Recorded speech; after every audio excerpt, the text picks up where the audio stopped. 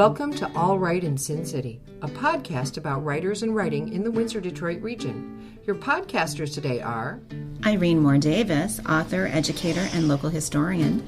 Sarah Jarvis, former bookseller, publishing rep, and literary festival chair. and me, Kim Conklin, Windsor-based writer and filmmaker.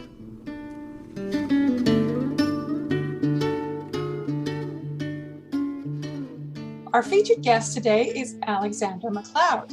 Alistair MacLeod was born in Inverness, Cape Breton, and raised in Windsor, Ontario.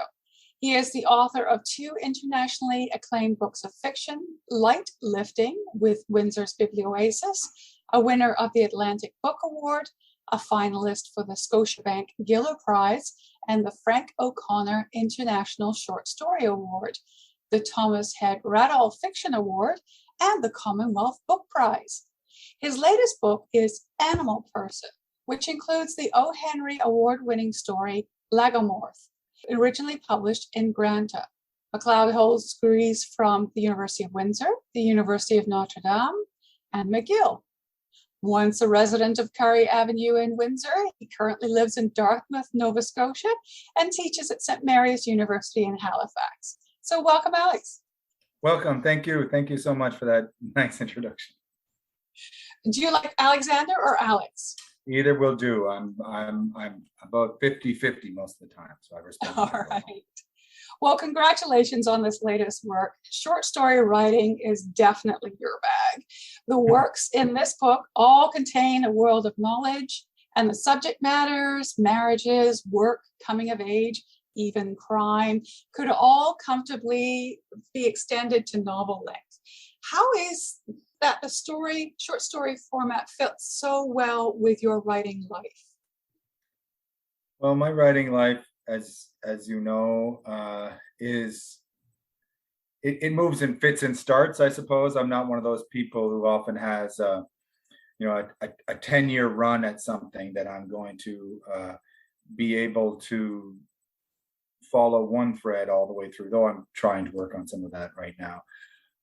So I find the short story demands a certain sort of intensity from the writer.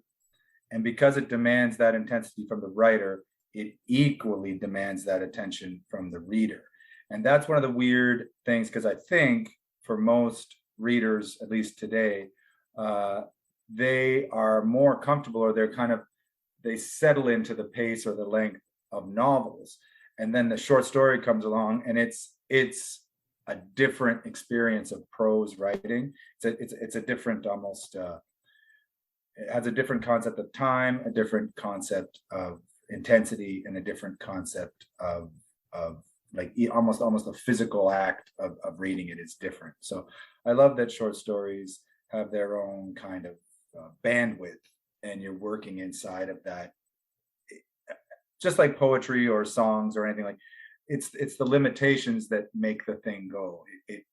It can go further because it has more pressure on the borders. So were short stories always your jam, or have you explored a variety of writing formats throughout your life?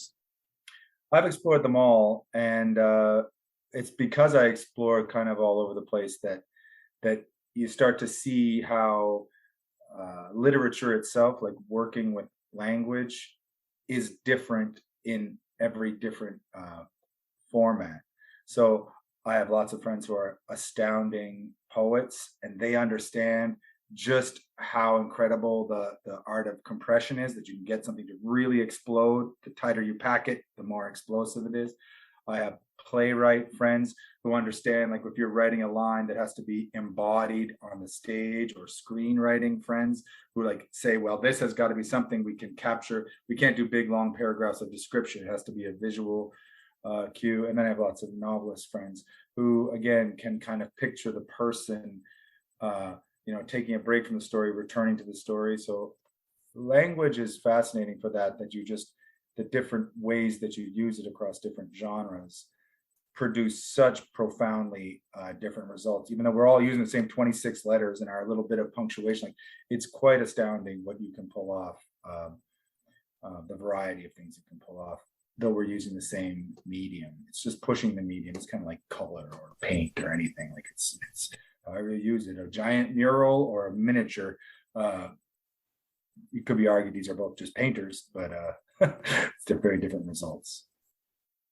Thinking back to your early days, whose work inspired your first explorations into writing, and what was it about them that inspired you? Well, obviously, to the listeners of this podcast, my dad is probably my most direct influence on what's possible in short story form. He was very good at understanding how images, like the poetic image implanted in a story, can kind of encapsulate the whole thing, or produce for us the memory of an image embedded in narrative. So that's very important to me, and I definitely get that from him. But the writers that I admire most are writers from Ireland. I love the Irish short story tradition. The writers of the American South matter tremendously to me, and Chekhov and the Russians. I like the way that as an experience, I like the experience of stories that even as you're reading them the first time, you get to go back. Like they're made to be read 2 or 3 times. Like, and as a teacher, like I have taught, say Alice Munro's Child's Play, that story. I have taught that story probably 30 times. And so I know the plot, but the students don't know the plot. And so it makes me realize like how sometimes meaningless plot is. Like I know the plot and it still delights me almost at the level of the sentence every time. So as a teacher of literature, I spent a lot of time studying how really kind of classical short stories were put together. And then some of those principles, I try to apply them to my own stuff. In the story, The Entertainer, the narrative view is unusual for the short story format in that it centers on different points of view in a repeating pattern. There's a young piano student, their teacher, and the husband of a woman who's been diagnosed with dementia. What drew you to play with narrative points of view in this way? Well, thanks for asking. That story was drawn from musical theory, the structure of a fugue, compositions of fugue. Those of you who are music theorists will already know this. I didn't. I was just a person who had been to many junkie piano recitals. So I'd been to many junkie piano recitals, some of them involving people that I love, some of them involving people that I love performing, some of them involving people that I love as the teacher, some of them involving people that I love in the audience. And so what I was really interested in there was, again, like an exercise in grammar. So the first draft of this story didn't have the names. It was just first person, second person, third person. So the difference between a sentence narrated in the first person, which is intimate, you say, I feel horrible. The difference between I feel horrible, you feel horrible, or he feels horrible is a difference of distance. So I was interested in the way that a performer is both themselves doing it and a person being seen doing it, right? So that idea, if you could, and the book is very interested in that all the way, if you could ever have that ability to be intensely in it as yourself and then intensely alienated or intensely distanced from it. And then the third character, who's the key, Gladys Ferguson, is this ability to recognize a stranger, which I thought was beautiful. That music kind of pulls. There's references to Stevie Wonder and like lots of things in that story, which are all about they can feel it all over, like the song Sir Duke. It's a reference to separation and connection, which is something that music is very good at doing, very good at creating those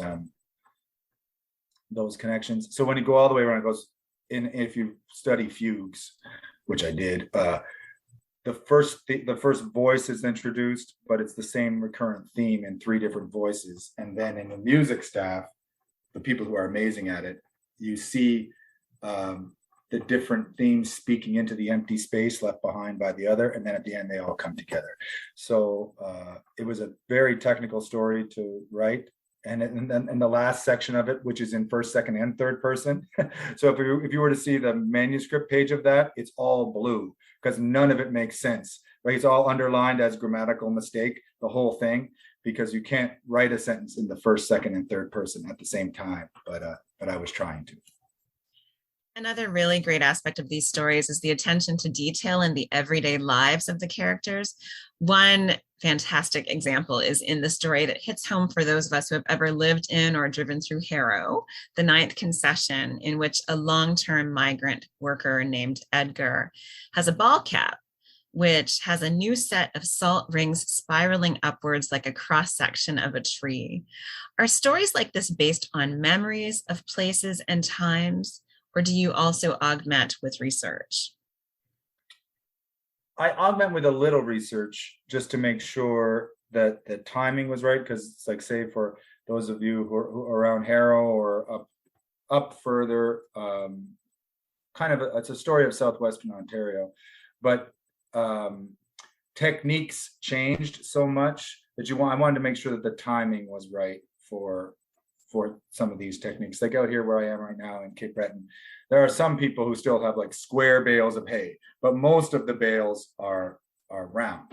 So if I told the story which had a square baler in it in 2022, people would be like, "Whoa, that'd be an old piece of equipment if we had square bales." But just out here, there's a bunch of square bales.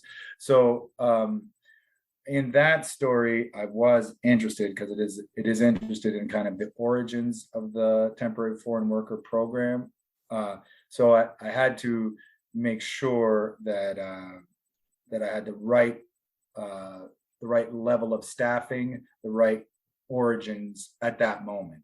And then when the story fast forward to where we are now, the scale is so much more dramatic that the narrator in this case, who's young at the beginning and reveals himself to be older at the end, he sees this massive transformation of scale, though not a massive transformation of what the basic relationship is. So that's one of the things I was interested in, that hat, and I was interested in their clothes, and those sorts of details were important to me. So rural settings play a large part in your stories, both in southwestern Ontario and in Nova Scotia. What is it about a rural setting that sort of grabs your imagination and draws you in? That's a great question. I think that that's the single most important question, I think, almost of our age. People don't see it because they think the basic divisions are, the basic divisions that we're always facing: class, gender, race, sexuality, all of these things. But I believe, put those all in the rural urban blender and see what happens. That rural urban is where you're going to see it the clearest, because certain social spaces are coded in a certain way. They have certain possibilities in them. Urban spaces are coded in a certain way for good or ill. But rural spaces, sometimes that coding is sometimes a little more hidden, but more forceful. Anyone who's had rural experiences. So I'm interested in people transgressing back and forth across that line.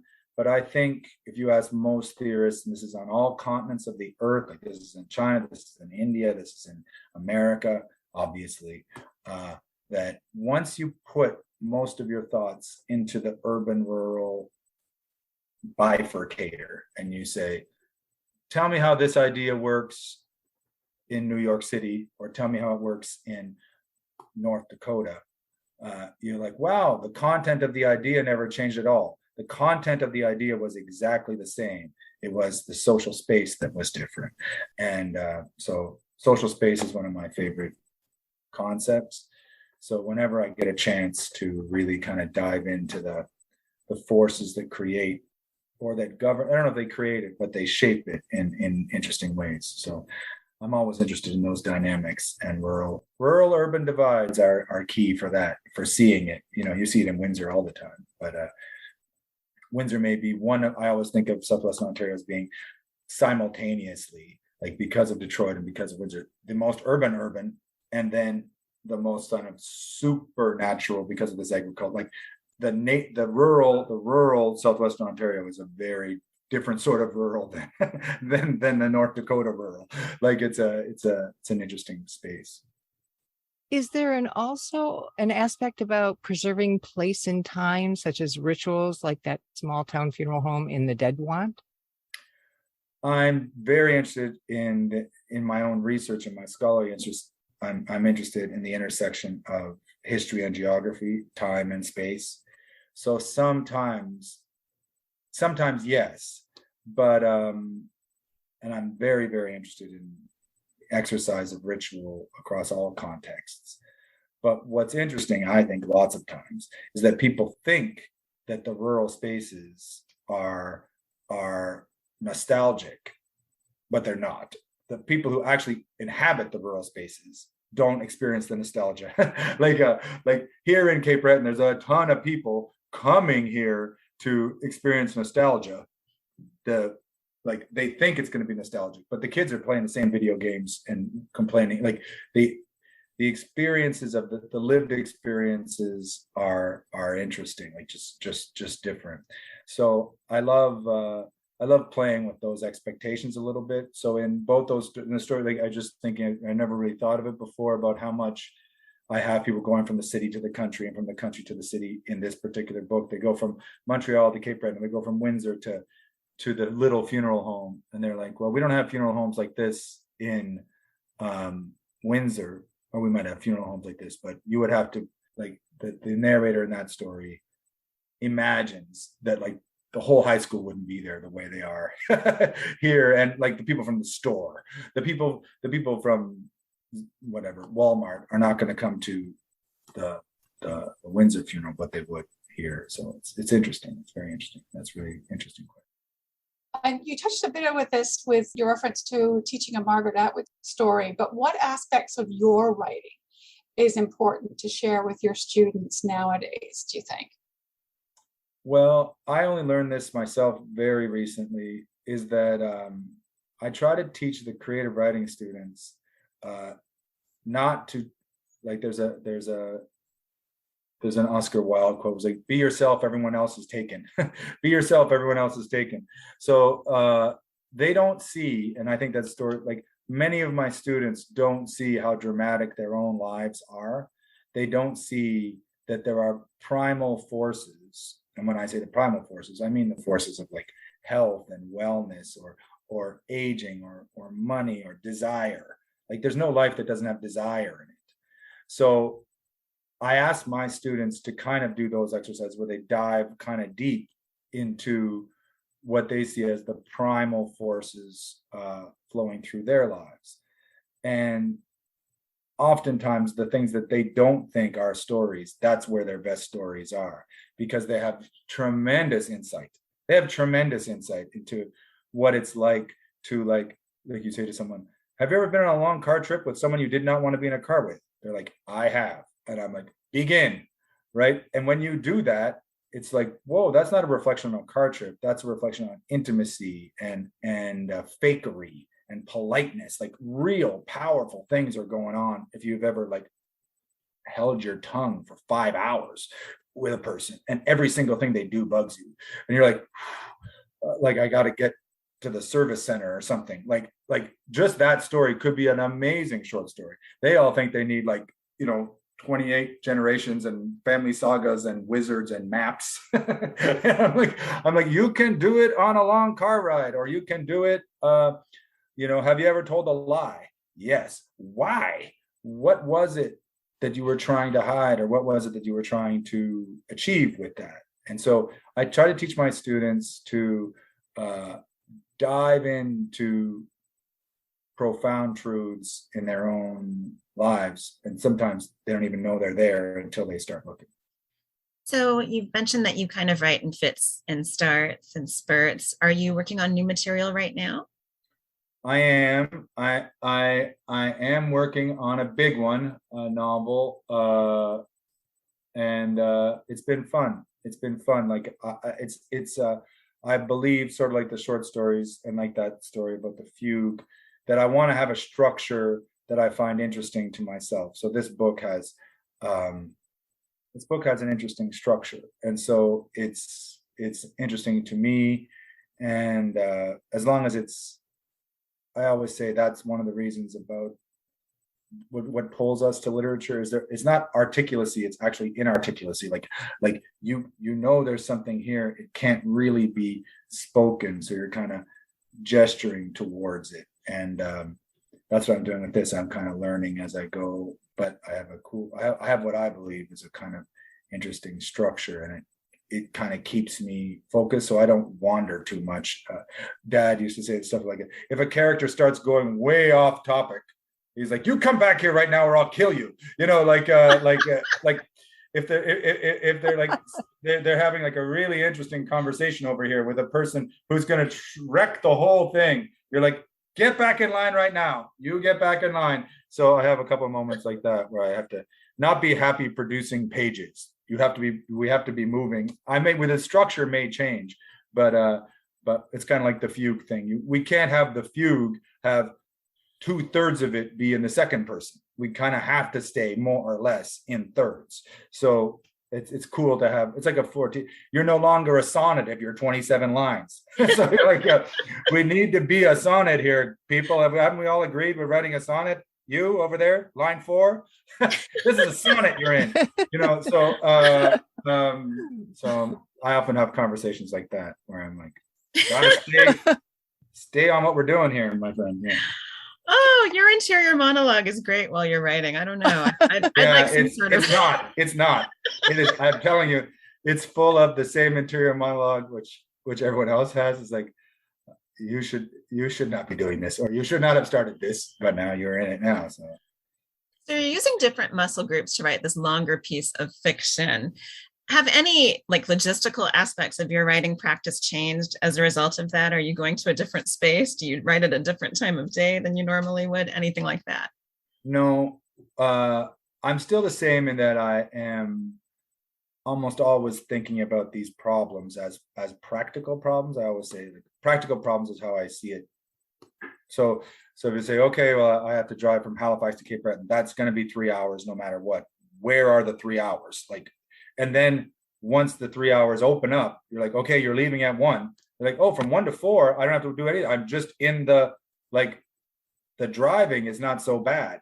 Once you say, this is the drive, we are driving now. So I'm kind of like that. When the window opens and I get through the door, I can usually go. I have not yet been able to invent a ritual. It's like, okay, clear all decks and from 9 to 11:30. But my neighbor here, the great Lyndon McIntyre, and Carol Offley, they're like, I get more done between 5 and 9 than 9 and 5. So the morning is great, but the day is usually impossible. There's too many demands on the day. So whenever I get the opening, I go for it. Would you like to read from some of your story for our listeners? That'd be great. Yes. Thank you for this invitation. I hope I don't screw this up.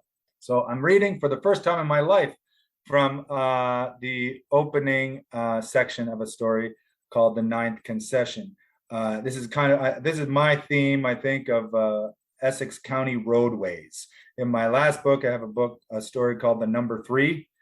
So eventually I'll just fictionally move through all the poetic resonances of Windsor and Essex County roads.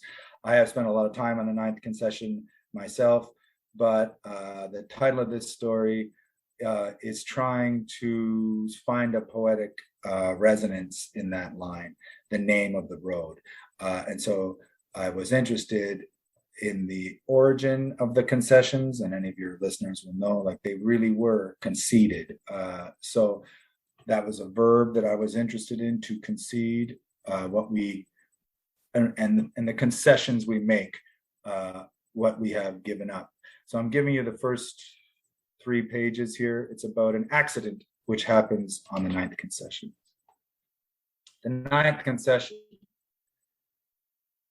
Once, when I was a kid, I pierced myself straight through the meat of my upper arm while I was playing on the empty tobacco trailers at Alan Clausen's farm. I didn't feel it when it happened, and I'm still not exactly sure what it was that ran through me like that. So quick and surgical and clean. Most likely it was a hitch pin, or maybe one of the clasps, those twisting fasteners that slip through the hole in the bottom and connect one trailer to the next. Or it could have been an exposed nail or a scrap of sheet metal or any other random farm hazard. At that time, there were 1,000 unnoticed things lying around that could seriously damage a person. We used to ride the trailers like they were industrial-grade teeter-totters, massive fulcrums that barely registered our weight and flung our bodies around like we weren't even there. Alan and I would stand at opposite ends, maybe 20 feet apart, and take turns bending our knees as deeply as we could, then pumping hard to get them rocking. The connecting pin, or whatever it was, must have hit me while I was in full flight, going through the turnaround between the up and the down. But I can't really know for sure. The only certainty is that something very sharp, like a drill press, passed into me, then out of me, through both sides of my K-way windbreaker, and I didn't register it at all. Alan caught it before I did. I noticed the way his eyes came to rest on my arm and paused there for a second too long, then how his look moved up to my face. "You know you're a mess, right?" he said. The blood was pooling against the nylon down by my elbow. I reached in past the armpit and brought out my hand. It was red. This was in the late fall. Both the corn and tobacco harvests were finished, and the killer frost had already come and gone. Everything around us, miles of empty, flattened fields, even the sky, was hollowed out and dried gray. This color leaking out of me, alive and wet, seemed like it belonged to another season. We both stared at my fingers, but I remember Alan's expression did not change. I could have been holding a stone or a pile of dirt in my hand, something completely separate from both of us. "Better get it looked at," he said. So I went to my house, and he went to his. But then I had to keep going, over to the hospital, where they gave me a tetanus shot and 12 stitches, 7 on one side of my arm and 5 on the other. While we waited, I was told to sit still and apply direct pressure, but I couldn't resist the urge to examine myself. Every 5 minutes, I would tear back the crusting edge of the gauze and stare into the hole. A plug had been punched right through me, a perfect circle, and now I could see everything, even a white edge of bone halfway down. "You know, you're a very lucky person," the doctor told me as he looped the last stitch and cut off the wire. "We could be in a very different situation here if that had hit on anything important." He smoothed his hand over the sutures, admiring his work. "Instead, all we're talking about here is a near miss." He put his hand on my head and ruffled my hair as he sent me through the door. "You'll be all better before you know it." Alexander MacLeod, thank you so much for joining us today and for your very thoughtful answers to our questions. It was a pleasure to have you. Thank you so much for this great work you're doing for our region and for all the great art that comes out of it. It's one of the most important literary communities in the country, says me. We think so too. For whatever it's Thank worth. you. Says me. But thank you so much. Thanks for joining us. Look for more episodes of All Right in Sin City wherever you listen to podcasts, or check out our website, allrightinsincity.com. For information and announcements of new podcasts, sign up to our email list or follow us on Facebook and Twitter.